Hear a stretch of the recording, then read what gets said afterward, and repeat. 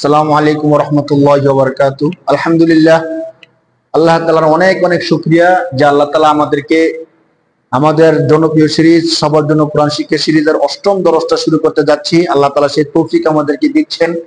আল্লাহ তাআলা শুকরিয়া। আল্লাহ তাআলা যত মহান, তার কালামও তত মহান।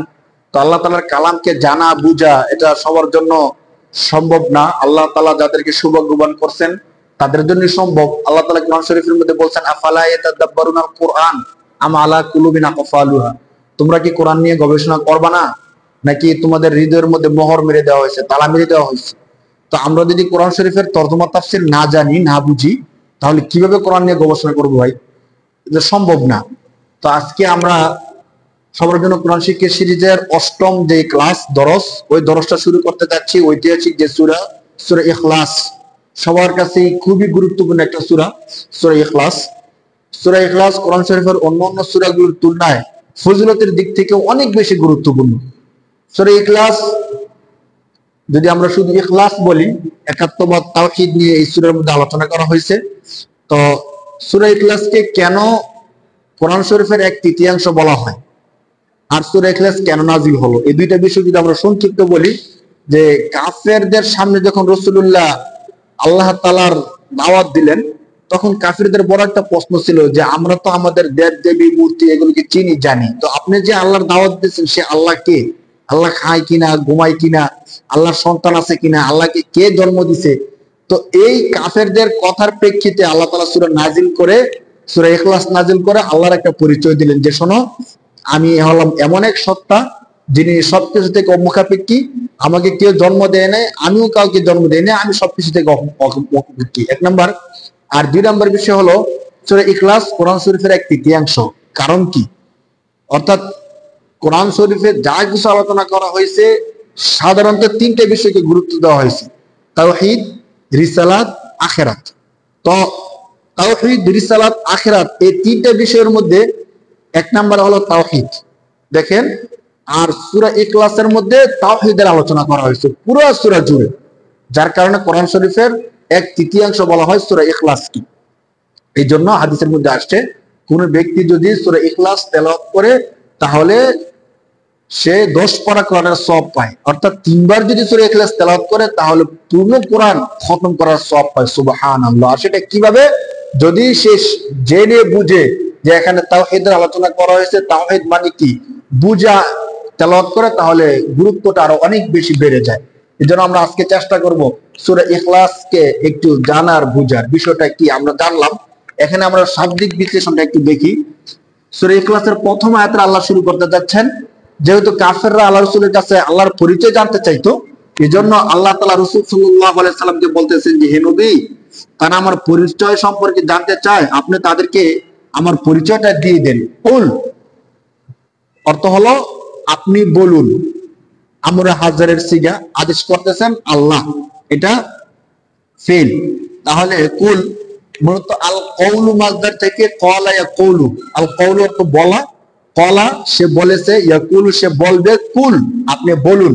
তাহলে এটা ফেল, আমরে হাজির, আমরে হাজির সিগা কুল আপনি বলুন।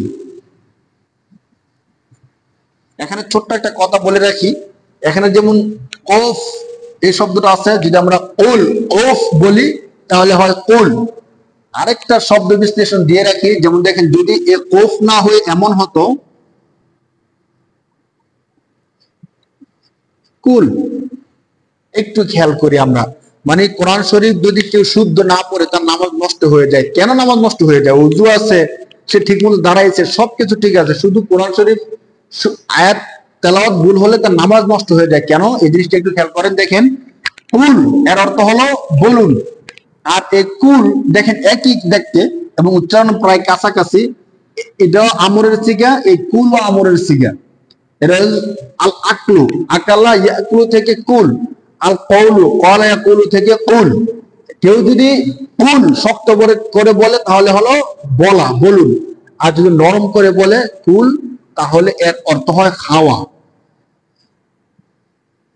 খাওয়া। তাহলে কুল অর্থ হে নবী আপনি বলুন, আল্লাহু আহাদ, আল্লাহু আহাদ। তো আমরা খেয়াল করি আহাদুন। তাহলে যদি এখন আমরা একটু শব্দ বিশ্লেষণ করি, কুল হুয়াল্লাহু আহাদ, হুয়া শব্দটা আছে এখানে, কুল হুয়াল্লাহু আহাদ, হে নবী আপনি বলুন যে আল্লাহ এক।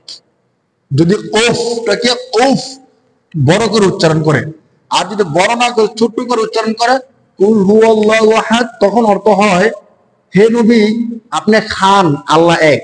নাউজুবিল্লাহি মিন যালিক। দেখেন অর্থের মধ্যে কত ডিফারেন্স চলে আসে। কই আপনি বলুন আল্লাহ এক, আর কোথায় হলো আপনি খান আল্লাহ এক। কোনো অর্থ আছে? কোনো অর্থ নাই। এই জন্য যখন অর্থ পরিবর্তন হয়ে যায় তখন নামাজ নষ্ট হয়ে যায়। কারণ আমি নামাজের দ্বারা যে কথা বলতেছি কথা ভুল বলতেছি, নামাজটা কিভাবে হবে ভাই? এজন্য আমরা আমাদের অনেক বেশি দরকার আমরা যেন সতর্ক হই এবং নামাজটা যেন আমাদের শুদ্ধ হয়। এই জন্য আমরা সতর্ক হব। কুল হে নবী আপনি বলুন, হুয়া এটা হলো জমির নামের পরিবর্তে যা ব্যবহার করা হয়, এর আগে আমরা বলছিলাম, হ্যাঁ, প্রোনাউন, আল্লাহ ইসিম নাউন। তাহলে কুল হুয়া আল্লাহ, কুল হে নবী আপনি বলুন, হুয়া তিনি, আল্লাহ মানে আল্লাহ, তিনি আল্লাহ, আহাদুন ইসিম, আদত যাকে সংখ্যা আমরা বলি মানে হলো এক। আমরা সহজে বুঝি এক বা একক। হে নবী আপনি কাফেরদেরকে বলুন যে আমি আল্লাহ হলাম এক, একক। কুল হুয়াল্লাহু আহাদ। তাহলে এখানে যে বিষয়টা আমাদের খেয়াল করা দরকার যে আরবি ভাষা যেহেতু হরফগুলোই সেন্সিটিভ, অর্থাৎ এক হরফের জায়গায় আরেক হরফ, এক শব্দের জায়গায় আরেক শব্দ, অথবা কাছাকাছি শব্দগুলো উচ্চারণে যদি ভিন্নতা হয় অর্থ বদলা যায়। এজন্য আমরা একটু বেশি খেয়াল রাখবো। কুল হুয়াল্লাহু আহাদ, হে নবী আপনি বলুন তিনি আল্লাহ এক। এবং তার দ্বিতীয় পরিচয় আল্লাহ দিচ্ছেন আল্লাহুস সামাদ, তিনি আল্লাহ তো এক, সাথে সাথে আল্লাহুস সামাদ। সামাদুন ইসিম, এর অর্থ হলো অমুখাপেক্ষী। সমাদ, সমাদ ইসিম নাউন, এর অর্থ হলো অমুখাপেক্ষী। আল্লাহুস সামাদ, তিনি কোনো কাজ করতে কারোর সহযোগিতা নেন কিনা? না, তিনি কারো সহযোগিতা নেন না, কারো কাছে কোনো কিছু জিজ্ঞেস করে না। যাকে আমরা এক কথায় বলতে পারি যে পৃথিবীতে যা কিছু হয় সবকিছু আল্লাহর হুকুমে হয়, অর্থাৎ আল্লাহর হুকুম ছাড়া কোনো কিছু হতে পারে না। হ্যাঁ, আর কারো হুকুম ছাড়াই আল্লাহ সবকিছু করতে পারে। আল্লাহু সামাদ, আল্লাহু আল্লাহ as-সামাদ মানে হলো অমুখাপেক্ষী ইসিম, যাকে আমরা নাউন বলি। আল্লাহু সামাদ, তিনি আল্লাহ অমুখাপেক্ষী। তাহলে কুল হুয়াল্লাহু আহাদ, হে নবী আপনি বলুন তিনি আল্লাহ এক। আল্লাহু সামাদ, আল্লাহ অমুখাপেক্ষী। লাম ইয়ালিদ, তৃতীয় আয়াতের মধ্যে আল্লাহ তাআলা বলতেছেন যে তাদের সবচেয়ে বড় প্রশ্ন হলো আল্লাহর সন্তান আছে কিনা, আল্লাহকে কে জন্ম দিয়েছেন, আপনি বলে দেন লাম ইয়ালিদ। এই আয়াতের এতটুকু জানতে পারলে আমরা পুরো আয়াতটাই জেনে যাব। লাম ইয়ালিদ, আল ভিলাদাতু ওয়ালাদা ইয়ালিদু, সন্তান জন্ম দেওয়া। তো লাম ইয়ালিদ ওয়ালাম ইউলাদ,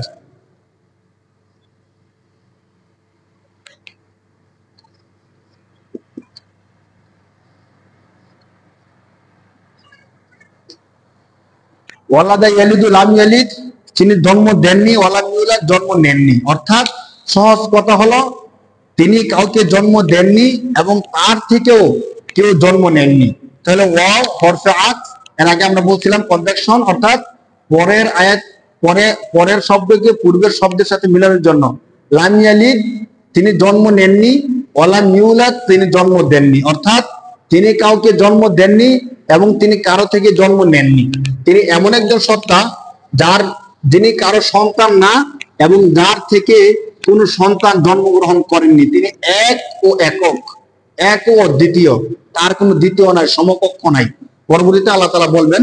এবং আরেক আয়াতের মধ্যে আল্লাহ তাআলা এই কথাটা বলছেন যে পৃথিবীর মধ্যে যদি ইলাহ একজন না হয়ে দুজন বা অনেক বেশি হয়ে যেত, লাফাসাদাতা, লাউ কানা ফীহিমা আলিহাতুন ইল্লাল্লাহু লাফাসাদাতা, আল্লাহ ছাড়া যদি পৃথিবীর মধ্যে আরো কোনো ইলাহ থাকতো, লাফাসাদাতা, পৃথিবীর মধ্যে বিশৃঙ্খলা মারামারি সৃষ্টি হয়ে যেত। যেমন আমাদের দেশে একই থানায় দুইজন এমপি হলে, একই দেশে দুইজন রাজা হলে যে মারামারি কাটাকাটি শুরু হয়ে যায়। তো আল্লাহ তাআলা সর্বশেষ আয়াতের মধ্যে আল্লাহর যে পরিচয়টা দিচ্ছেন যে লাম ইয়ালিদ ওয়ালাম ইউলাদ ওয়ালাম ইয়াকুল লাহু, ওয়াও হরফে আতফ আগের আয়াতের সাথে মিলাচ্ছে। 4 নম্বর আয়াতের মধ্যে আল্লাহ বলতেছেন ওয়ালাম ইয়াকুল লাহু, ওয়ালাম ইয়াকুল, ওয়ালাম ইয়াকুল লাহু কুফুয়ান আহাদ, কুফুয়ান আহাদ। তাহলে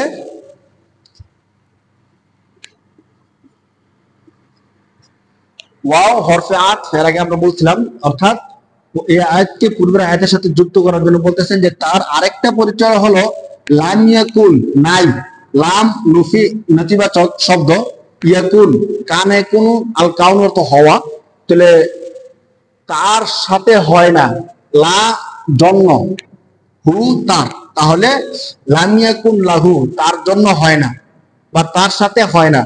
লাম হরফে জর অর্থ জন্য, আর হু জমির সর্বনাম প্রোনাউন মানে হলো তার, তার মানে আল্লাহ, লিল্লাহ মূলত শব্দ ছিল।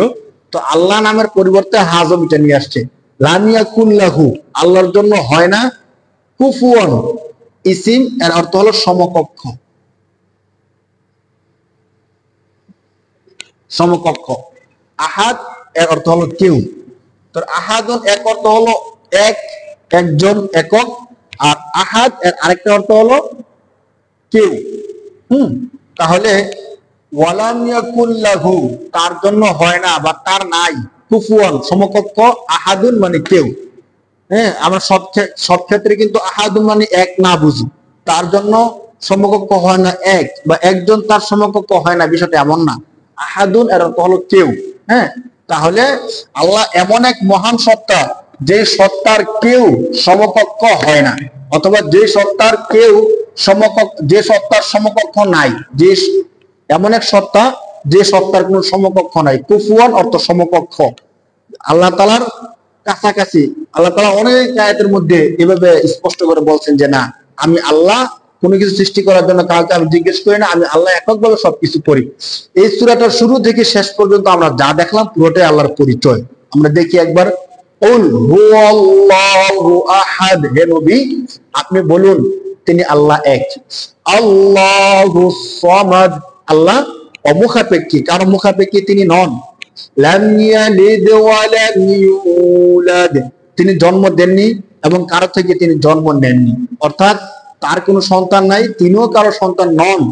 ওয়া লাম ইয়াকুল লাহু কুফুয়ান আহাদ, এবং কেউ তার সমকক্ষ নয়। পৃথিবীর মধ্যে যা কিছু আছে সবকিছু হলো সৃষ্টি, আর তিনি একা এককভাবে সবকিছুর স্রষ্টা। আল্লাহ তাআলা তার পরিচয়টা এই সূরার মধ্যে দিবেন।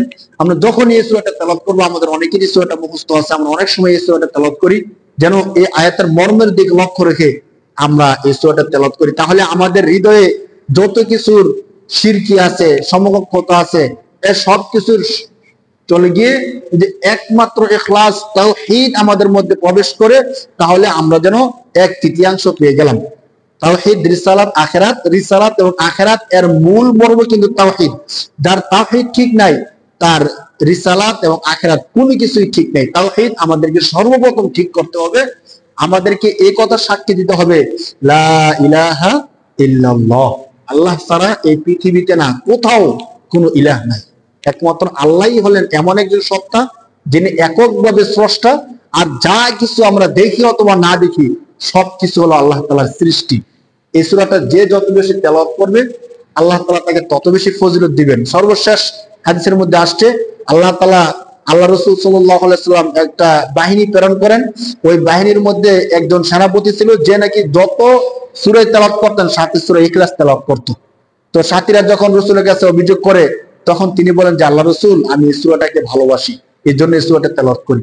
আল্লাহ রাসূল বলেন যে হ্যাঁ, এই ভালোবাসায় তোমাকে জান্নাতে নিয়ে যাবে। সুবহানাল্লাহ। আমরাও চেষ্টা করব সূরা ইখলাসকে বেশি করে ভালোবাসার জন্য। আল্লাহ তাআলা তৌফিক দান করুক। আমাদের সাথেই থাকুন, আমরা শেষ পর্যন্ত যাওয়ার চেষ্টা করব ইনশাআল্লাহ। আসসালামু আলাইকুম।